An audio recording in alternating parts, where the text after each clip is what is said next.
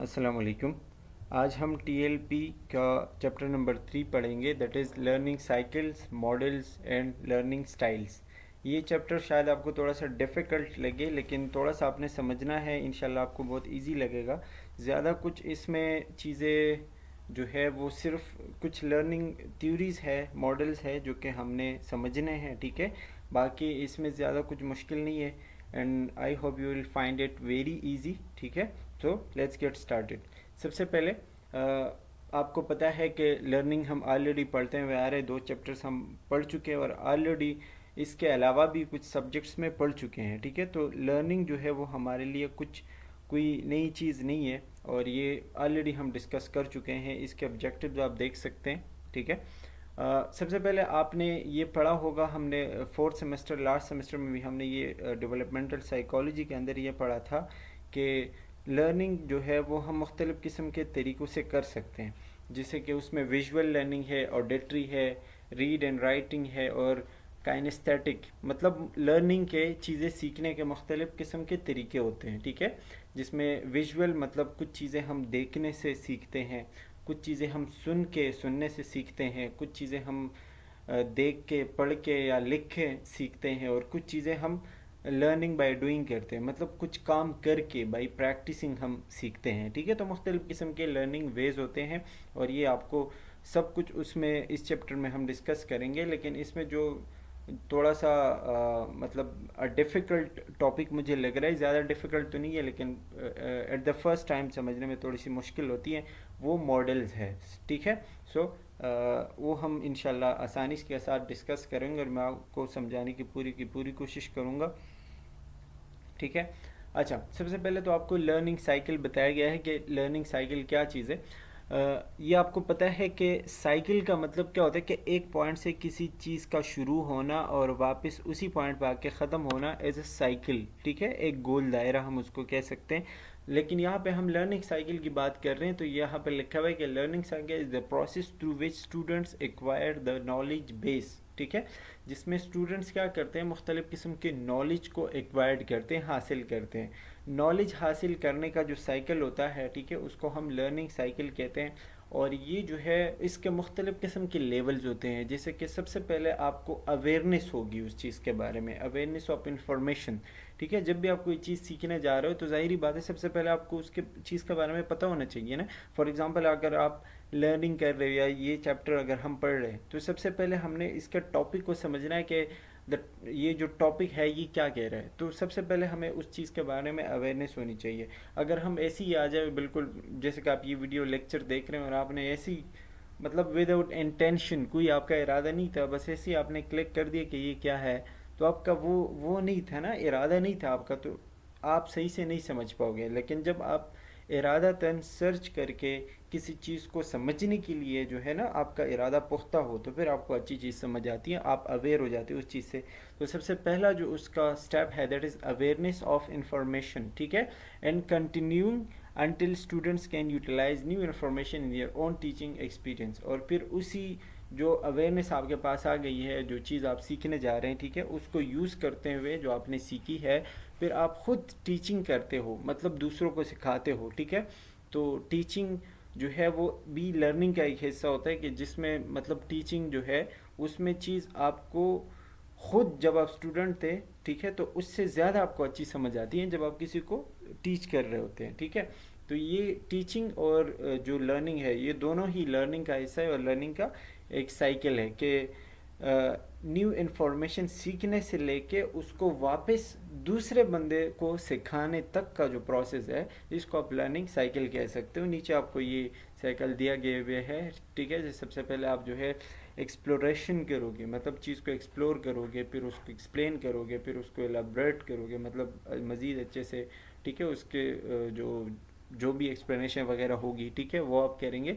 फिर आप उसको इंगेज करेंगे, दूसरे लोगों को बताएंगे और एवॉल्वेशन ये होगा कि मतलब उसका नतीजा क्या निकल आता है, ठीक है, आपको चीज़ कितनी समझ आई है। So that is learning cycle. अच्छा, लर्निंग स्टाइल क्या होता है? लर्निंग स्टाइल और लर्निंग साइकिल में डिफरेंस है। लर्निंग साइकिल को तो मैंने आपको बता दिया कि एक चीज़ है उसको सीखने से लेके किसी दूसरे बंदे को सिखाने तक का जो process that is learning cycle. Learning style जो होता है, ठीक है, वो तरीका है जिसके ज़रिए से आप सीखते हो। कुछ लोग मुख्तलिफ़ किस्म के तरीके होते हैं, टीचर्स के भी मुख्तलिफ़ किस्म के स्टाइल होते हैं, स्टूडेंट्स के भी मुख्तलिफ़ किस्म के लर्निंग स्टाइल होते हैं, ठीक है। कुछ स्टूडेंट्स ऐसे होते हैं जो टीचर्स के बोलने से, मतलब उनके लेक्चर से सीखते हैं। कुछ ऐसे होते हैं जो सिर्फ बुक्स पढ़ने से सीखते हैं। कुछ ऐसे होते हैं जो वीडियोस और वो काम खुद करने से सीखते हैं। जैसे कि अगर मैं आपको बताऊं कि फॉर एग्ज़ाम्पल किसी की ईसीजी करनी है, ठीक है, तो ईसीजी अगर मैं आपको बहुत बताऊंगा कि ये है वो है ये है, ठीक है, लेकिन जब तक आपने वो काम प्रैक्टिकली नहीं किया होगा तो आपको समझ नहीं आएगा। सो ये भी एक लर्निंग का हिस्सा है। कुछ स्टूडेंट्स ऐसे होते हैं जो उनको लेक्चर से, थ्योरी से बहुत अच्छा समझ आता है, ठीक है, वो प्रैक्टिकली इतना अच्छा नहीं होते। तो मुख्तलिफ़ किस्म के लर्निंग स्टाइल होते हैं। जैसे कि इसमें लिखा हुआ है कि learning style as the way the learner learns, मतलब जिस तरीके से जो सीखने वाले हैं, जो स्टूडेंट्स हैं, वो सीखते हैं, ठीक है, चीज़ों को अपने कॉग्निटिव अकाउंट में लेके आते हैं, मतलब ये कि दिमाग में लेके आते हैं, सीखते हैं, ठीक है। Affective and physiological factor that affect how the learners perceive, ठीक है। मुख्तलिफ़ किस्म के तरीके के उनका फिजियोलॉजिकल फैक्टर्स, इन्वायरमेंट सही है, सारी चीज़ें सही है, जिसकी वजह से वो जो स्टूडेंट है वो सीखता है, वो चीज़ें रिसीव करता है, ठीक है, और फिर उसको रिस्पॉन्ड करता है कि हाँ मुझे चीज़ समझ आई है, नहीं आई है, और उनका लर्निंग एनवायरनमेंट के अंदर उसको रिस्पॉन्ड करता है, ठीक है। ये लर्निंग स्टाइल होता है। सिंपली अगर मैं आपको बताऊं तो लर्निंग का जो तरीका होता है कि किस तरीके से एक स्टूडेंट सीख सकता है, दैट इज़ लर्निंग स्टाइल, ठीक है। अब इसमें हम मुख्तलिफ़ किस्म के मॉडल्स पढ़ेंगे, जिसमें सबसे पहले है कॉब्स एक्सपेरिमेंटल लर्निंग मॉडल, ठीक है। ये डेविड कॉब नाम का एक जो है वो एजुकेशनिस्ट था, जिसने एक मॉडल दिया था कि जो लर्निंग का प्रोसेस है, ठीक है, वो किस तरीके से होता है। तो ये लिखा हुआ है कि डेविड कॉब 1984 में उसने ये मॉडल दिया था। Developed has learning style model in the early 1970s, उसमें जो है वो डेवलप करना शुरू कर दिया 1970s में, और 1984 में फिर उसने ये मॉडल जो है वो प्रेजेंट कर दिया, ठीक है। और उस टाइम वो वेस्टर्न रिजर्व यूनिवर्सिटी के अंदर एक एक्सपर्ट था, मैनेजमेंट एक्सपर्ट था, ठीक है। अच्छा, उसने मॉडल में बात क्या की, पीछे जो है आपने तारीख याद रखनी है, बस काफ़ी है। He believed that knowledge is acquired through a transformational processes which is continuously created and recreated, ठीक है। ये जुमला जो है ना आपको याद होना चाहिए। वो कह रहा है कि ये जो नॉलेज गेन करना है ना, ये एक ऐसा तरीका है कि मतलब बंदा ऐसा नहीं होता, जैसे क्या लिखा हुआ है, the learner is not a blank slate, ठीक है। ऐसा नहीं है कि मतलब एक बंदे को बिल्कुल भी कुछ नहीं पता, उसको पता होता है, लेकिन उन चीज़ों को रिक्रिएट करना होता है उनके सामने। जैसे कि अगर मैं आपको एग्जांपल दूँ, फॉर एग्जांपल एक बंदा है जो बाइक चलाना सीखना चाहता है, ठीक है, बाइक कैसे चलता है वो ऑलरेडी देख चुका है, वो और लोगों को देख चुका है कि बाइक चलती कैसे है, ठीक है, बाइक के अंदर क्या क्या चीज़ें होती हैं ये सारी उसको पता है, लेकिन चलाना उसको नहीं आ रहा, ठीक है। अब उसको ऑलरेडी इन चीज़ों के बारे में पता है कि अगर बाइक चलानी है तो मतलब आपने बैलेंस जो है वो बैलेंस रखना होगा ताकि आप का एक्सीडेंट ना हो, आप गिरो ना हो, ठीक है। ये सारी चीज़ें जो है वो ब्रेक लगाना होगा, आपके बाइक में पेट्रोल वगैरह सारी चीज़ें जो रिक्वायरमेंट्स होती हैं वो सारी की सारी पूरी होनी चाहिए, तो ही आप चला पाओगे, ठीक है। अब ये जो मॉडल है, इसमें डेविड कॉब यही कह रहा है कि ही believe that knowledge is acquired through a transformational process. Transformational process का मतलब ये होता है कि एक चीज़ का एक हालत से दूसरे हालत में चेंज हो जाना। जैसे कि पहले उसके माइंड में था कि हाँ बाइक इस तरह चलती है, इस तरीके की चीज़ें होती हैं, लेकिन अब वो उसको प्रैक्टिकली करेगा, तो माइंड के हालत से वो मतलब थ्योरी से वो प्रैक्टिकल पे आ रहा है, ठीक है। तो ये ट्रांसफॉर्मेशनल प्रोसेस होता है लर्निंग। जैसे ही वो प्रैक्टिस करना स्टार्ट करेगा तो वो क्या करेगा, वो चीज़ सीख जाएगा, ठीक है। Which is continuously created and recreated, मतलब दोबारा से वो उन चीज़ों को रिक्रिएट करना शुरू करेगा, बार बार प्रैक्टिस करना शुरू करेगा, ठीक है। तो इसी तरह वो सीख सकेगा। और आगे लिखा हुआ है कि लर्नर जो है वो ब्लैंक स्लेट नहीं होता, मतलब ऐसा नहीं होता कि उसको कुछ भी नहीं पता होता, उसको पता होता है, लेकिन उसको उस ट्रैक पे लाने के लिए हमें जो है मुख्तलिफ़ किस्म के प्रोसेसेस और प्रैक्टिस करने होते हैं। बट ही और she approaches a topic to be learn with preconceived ideas, वही बात कि उसको प्री कंसीव्ड आइडियाज़ होते हैं, मतलब उनको पहले से पता होता है चीज़ों के बारे में, लेकिन टॉपिक को सीखने के लिए उस चीज़ को उसके पहले से कुछ ना कुछ नॉलेज होना चाहिए। जैसे कि अगर हम मेडिकल फील्ड में आते हैं तो मेडिकल फील्ड के बारे में हमें पहले से पता होता है, ठीक है, कि ये डॉक्टर नर्स वगैरह इस फील्ड में होते हैं, मरीज़ों का इलाज करते हैं, उनका ख्याल रखते हैं, ठीक है, और जितनी भी बीमारियां हैं उनके ख़िलाफ़ लड़ना, it is a medical field, ठीक है, ये उसका काम है। अगर हमें ये नहीं पता होता तो हम कैसे आएंगे मेडिकल फील्ड में, ठीक है, उसके उसके पहले हमें नॉलेज पता होना चाहिए, तो ही हम उस फील्ड के अंदर जाएंगे और चीज़ों को सीखेंगे। आई होप इट्स क्लियर, ठीक है। तो लर्निंग एक्सपेरिमेंटल लर्निंग मॉडल में हम कोब्स मॉडल में हम यही जो है वो सीखते हैं, और उसने यही बात की है कि चीज़ों को क्रिएशन और रिक्रिएशन के ज़रिए सीखते हैं। अच्छा, इसके जो है मुख्तलिफ़ किस्म के उसने स्टेप्स दिए हैं, जिसमें कंक्रीट एक्सपीरियंस मतलब किसी चीज़ को देखना, एक्सपीरियंस करना थ्रू ऑब्जर्वेशन, ठीक है।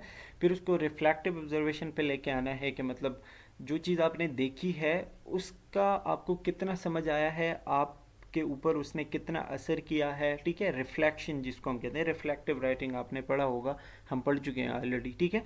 फिर आप उस चीज़ को अब्स्ट्रैक्ट कंसेप्चुलाइजेशन पे लेके आते हैं, मतलब आपके दिमाग में उस चीज़ ने किस तरह एक जगह बनाई है, कौन किस तरह आपको वो चीज़ समझ आई है, एक कंसेप्ट आपका क्या बना है, ठीक है, कंसेप्ट जिसको हम कहते हैं।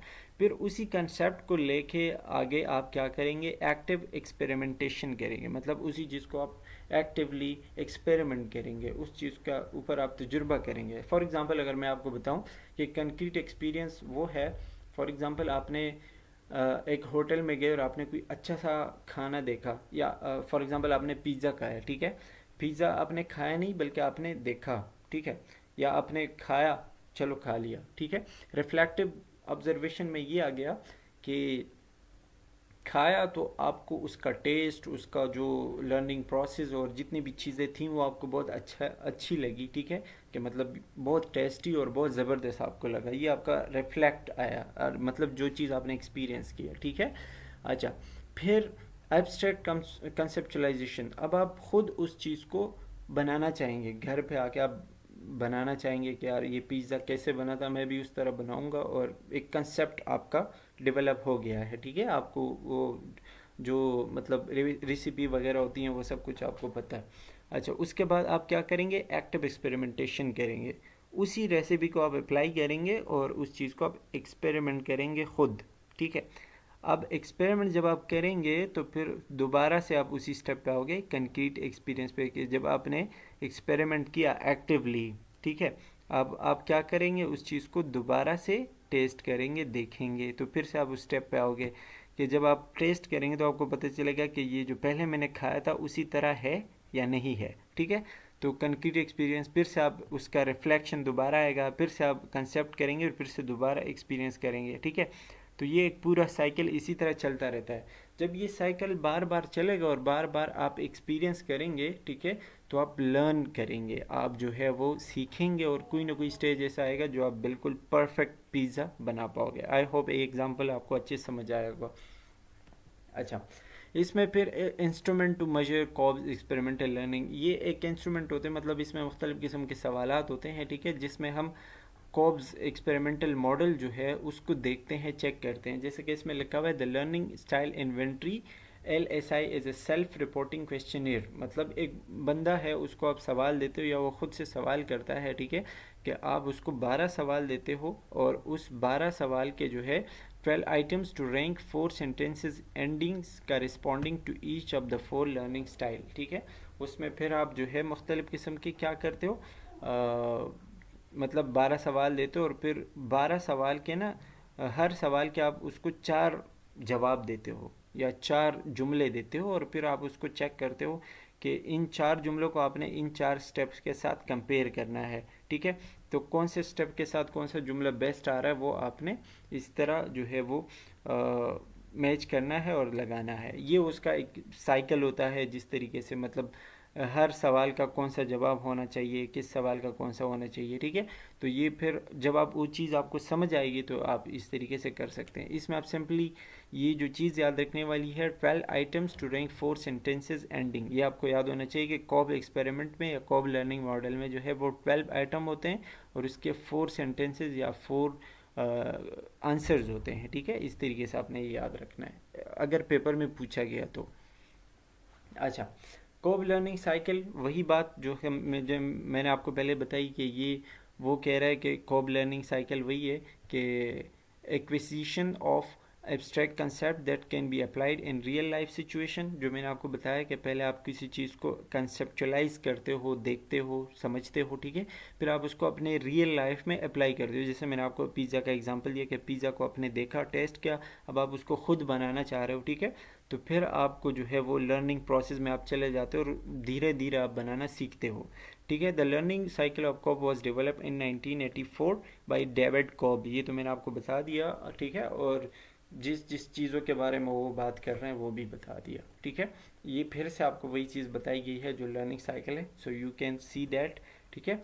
Cob describe 4 dominant learning style, वही 4 डोमिनेंट लर्निंग स्टाइल उसने बताया ना, जो मैंने आपको बताया कि 4 चीज़ें उसके अंदर आएंगी, कौन कौन सी, feel, watch, think and do, या फिर आप उसको कंक्रीट, ऑब्जर्वेशन, एब्स्ट्रैक्ट कंसेप्चुलाइजेशन और एक्टिव एक्सपेरिमेंट, ठीक है। इसको आप अगर शॉर्ट में करेंगे ना तो इसको आप कंक्रीट एक्सपीरियंस को CE कर लो, रिफ्लेक्टिव ऑब्जर्वेशन को RO कर लो, थिंकिंग या अब्स्ट्रैक्ट कंसेप्चुलाइजेशन को AC कर लो और इसको भी AE कर लो, ठीक है। तो ये आपके पास CE, RO, AC और AE, ये एक इस तरीके से 4 चीज़ें बनेंगी तो स्टेप्स आपको याद रहेंगे, ठीक है। एक निमोनिक टाइप बना लो इसका तो it will be easy for you. अच्छा, इसमें जो है वही 4 चीज़ें बयान की गई है, लेकिन दो दो का आपस में जो है प्रेफरेंसेस होता है। जैसे कि फील और थिंक, इसका आपस में आप मुवाजना करेंगे, ठीक है। डू और वॉच, उसका आपस में आप करेंगे, ठीक है, कि आपने जो रिफ्लेक्शन किया था, ठीक है, मतलब आपने जो चीज़ टेस्ट किया था, जब आपने खुद एक्सपेरिमेंट किया तो उस तरह का आया या नहीं, ठीक है। या फिर जिस तरह आप सोच रहे थे, जो चीज़ आपने खुद एक्सपीरियंस किया, ठीक है, उस तरह आपका वो समझ आया या नहीं। तो ये सारी चीज़ें आप जो है दो दो को आपस में, मतलब फीलिंग वर्सेस थिंकिंग होगा और वॉचिंग वर्सेस डूइंग होगा।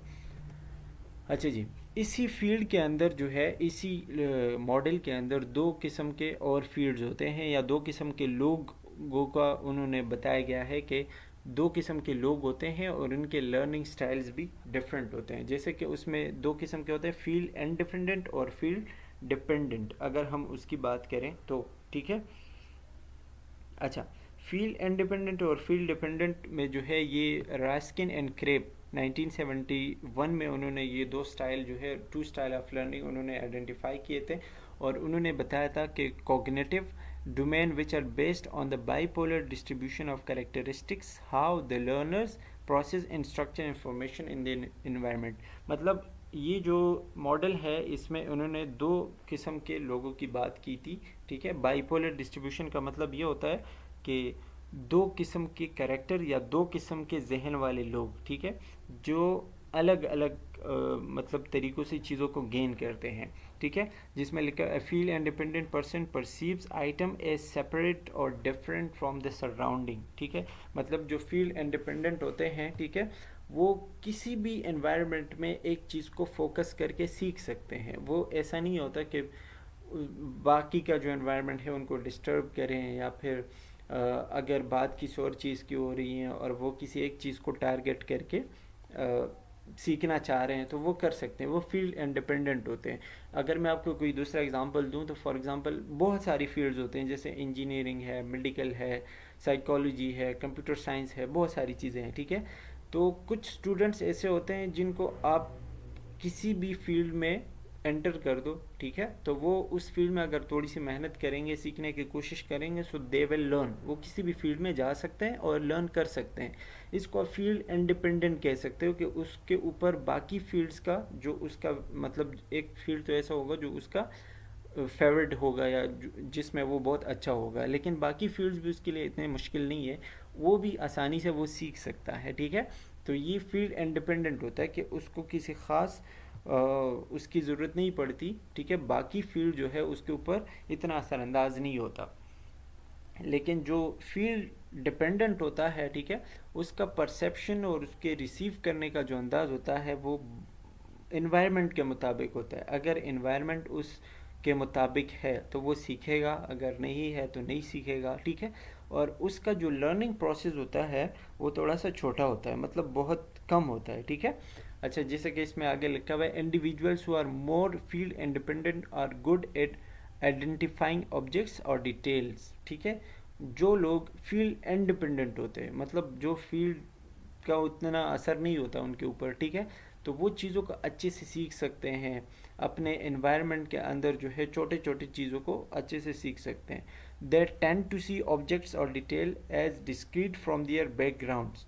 वो छोटे छोटे चीज़ें बहुत आसानी के साथ सीख सकते हैं और गौर करके सीख सकते हैं, भले उनका बैकग्राउंड कुछ भी हो। Individual who are more field dependent are less able to view things separate from the overall environment, ठीक है। और जो लोग जो है मतलब फील्ड डिपेंडेंट होते हैं तो वो एक टाइम पे एक चीज़ के ऊपर जो है वो फोकस कर सकते हैं, ठीक है।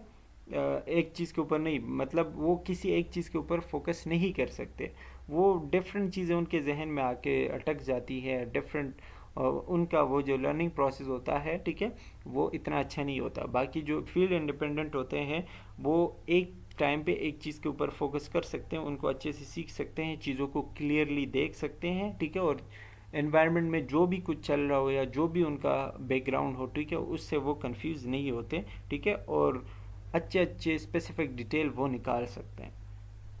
अच्छा जी, ये जो है और फील्ड इंडिपेंडेंट जो है उस मतलब चीज़ों के ऊपर फोकस करने में मुश्किल होती है, ट्रबल होती है, ठीक है, आसानी के साथ उनका तो जो एक से हट सकता है एक चीज़ से, ठीक है। और उनके आसपास जो चल रहा होता है, ठीक है, उनका उनके ऊपर बहुत बड़ा असर होता है। अच्छा जी, next one is Dunn and Dunn model, ठीक है। ये भी एक लर्निंग मॉडल है और ये भी काफ़ी आसान है, पहले वाले से तो काफ़ी आसान है। इसमें लिखा हुआ है the model is represented through 5 stimuli which are environmental, emotional, sociological, physiological and psychological, ठीक है। 5 चीज़ें हैं और 5 चीज़ों को स्टिमुली बताया गया। स्टिमुली का मतलब वही होता है जो हम बचपन से बढ़ते हुए आ रहे हैं कि चेंज लेके आना, जो भी चीज़ चेंज लेके आता है या जो भी चेंज हो उसको हम स्टिमुलस कहते हैं या स्टिमुली कहते हैं। तो ये लिखा हुआ है कि 5 ऐसे चीज़ें होती हैं या 5 तरह के लर्निंग्स हम कर सकते हैं, ठीक है। हमारे इन्वायरमेंट में ऐसे 5 या 5 स्टिमुली का इस मॉडल में बताया गया है, ठीक है, कि this model is represented through 5 stimuli which are environment, के एक तो इन्वायरमेंट है, दूसरा इमोशनली अगर आप ठीक है, इन्वायरमेंट आपका सही है, इमोशनली आप ठीक है, ठीक है, सोशलॉजिकली आसपास के लोग आपके ठीक है, जिस तरीके से आप चाहेंगे ये आगे डिस्कस किया हुआ है हम पढ़ेंगे। फिजियोलॉजिकली आप ठीक है, ठीक है, और साइकोलॉजिकली आप बिल्कुल फिट है, तो आप लर्निंग कर सकते हैं। ये 5 चीज़ें हैं, अगर ये बिल्कुल सही है, जिस तरह आप चाह रहे हैं वो आपको उसी तरह प्रोवाइडेड है, तो यू विल लर्न गुड, ठीक है। लेकिन अगर आपको ये सारी चीज़ें नहीं अवेलेबल या इसमें कोई भी मसला है, ठीक है, तो आप वो सीखने में मसला होगा, आपका लर्निंग स्टाइल या फिर लर्निंग जो साइकिल होगा वो इतना अच्छा नहीं होगा, ठीक है। Done and done believe that each stimulus contains individual elements which contribute in mastering academic skills. और इन पांचों के पांचों स्किल जो है इनमें ऐसी ऐसी चीज़ें होती हैं, ऐसे ऐसे फैक्टर्स, ऐसे ऐसे एलिमेंट्स होते हैं, ठीक है, जो समझने के लिए सीखने के लिए बहुत ज़्यादा ज़रूरी होते हैं और एक एकेडमिक स्किल मतलब पढ़ने लिखने समझने में बहुत ज़्यादा हेल्प करते हैं, एक बंदे को मास्टर बना देते हैं, ठीक है। अच्छा, वो इसमें एलिमेंट्स डिस्कस किए हुए हम पढ़ रहे हैं। इन 1967 रीटा एंड केनेथ डन, ये दोनों आई थिंक सिस्टर ब्रदर होंगे या कुछ होंगे, ठीक है, लेकिन एक ही फैमिली से है। Rita done and Kenneth done, ये इन्होंने जो है वो यूज़र फ्रेंडली मॉडल, यही जो है लर्निंग स्टाइल वो डेवलप किया था और उसमें एजुकेटर्स के लिए मतलब जो टीचर्स है उनके लिए, जो स्टूडेंट्स हैं उनके लिए मॉडल उन्होंने दिया था। और यही बात की थी कि मुख्तलिफ़ किस्म के जो इंडिविजुअल्स होते हैं वो मुख्तलिफ़ किस्म के तरीक़ों से लर्निंग कर सकते हैं, ठीक है।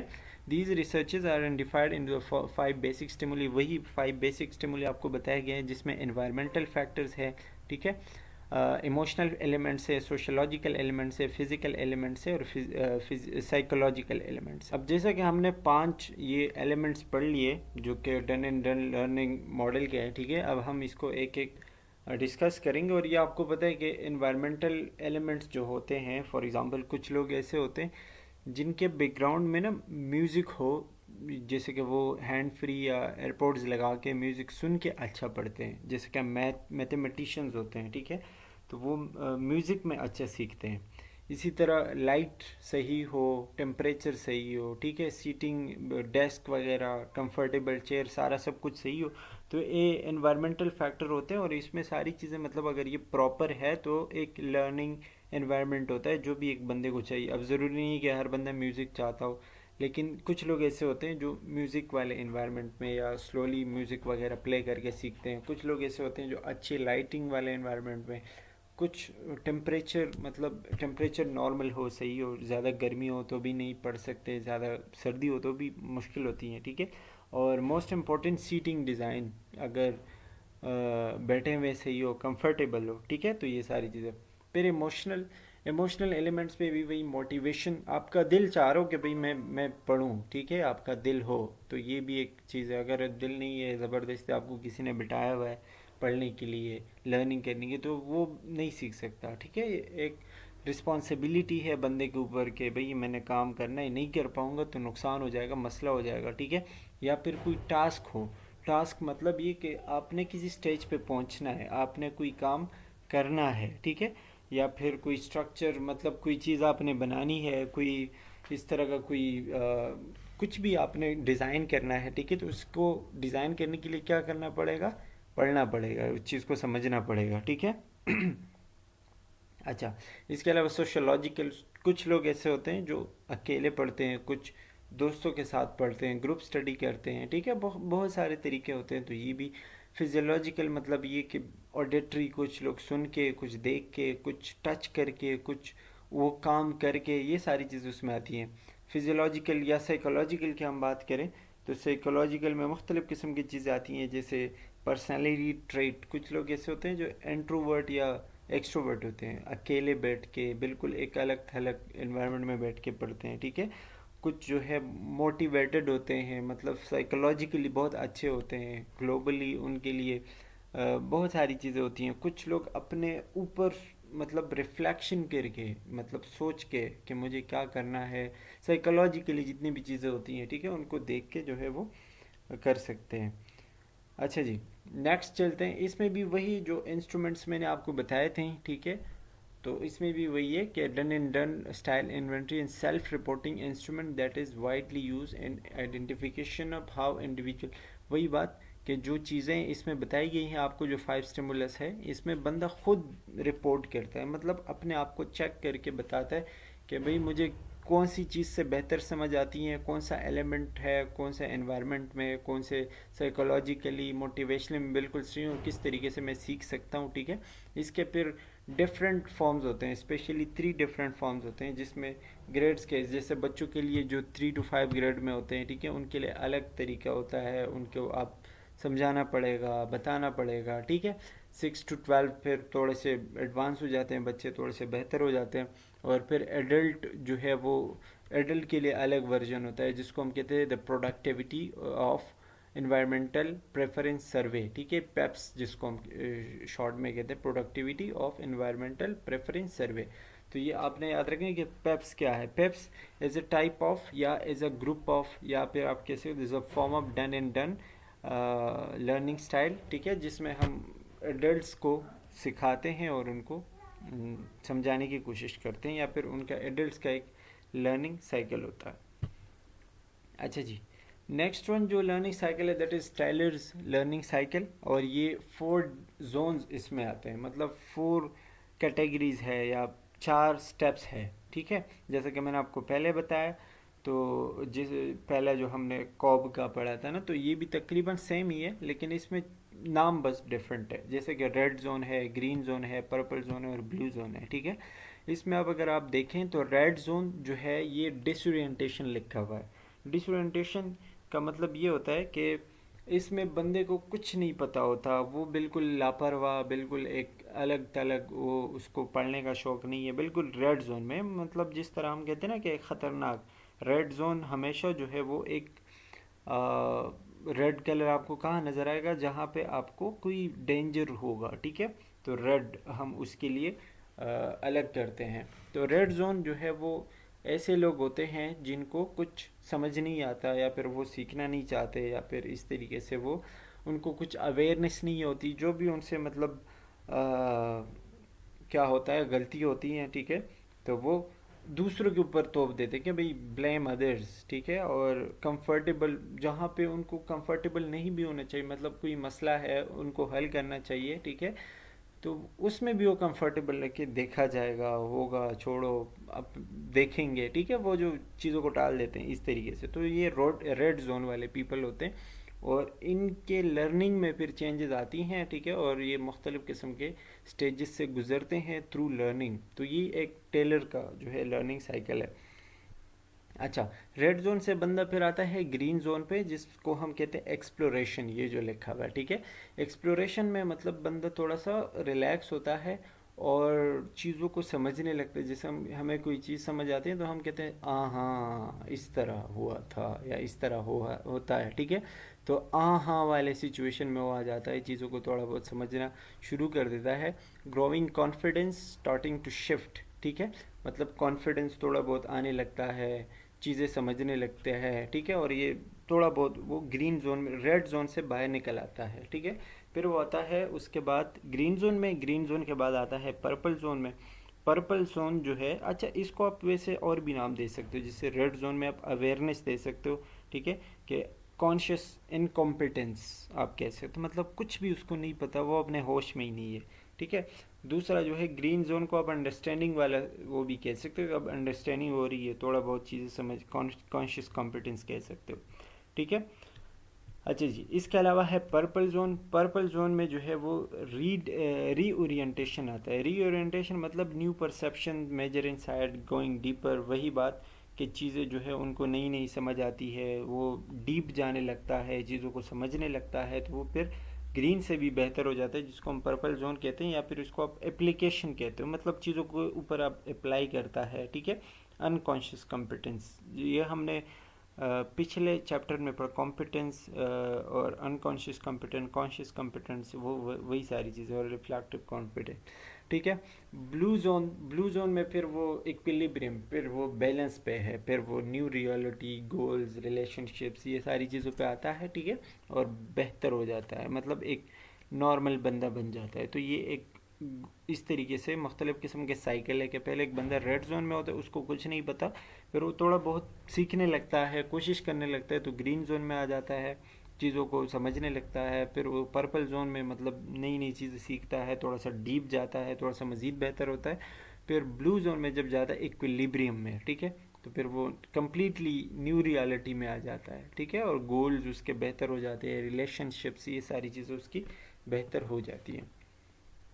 अच्छा, लर्निंग स्टाइल, और यहाँ तक आई होप कि काफ़ी होगा, क्योंकि यहाँ तक जो है कुछ 2-3 हमने लर्निंग साइकिल्स पढ़े हैं, मॉडल्स पढ़े।